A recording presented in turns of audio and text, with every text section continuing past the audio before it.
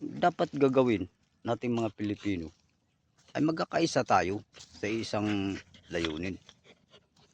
Huwag tayong mag-aaway-away para tumibay at pumayapa itong ating bansa.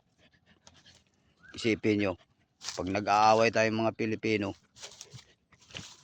sariling baril natin, binabaril doon sa kapwa Pilipino. So tayo pa rin ang namamatay. Yung kalaban natin, yung may plano na agawin tong teritoryo natin, pinagtatawanan tayo ng mga yan. Dahil namamatay lang tayo sa sariling puwersa.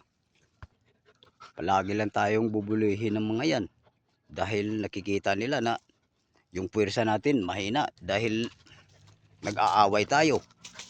Kung hindi tayo mag-aaway, magkakaisa tayo para sa kinabukasan sa lahat ng Pilipino.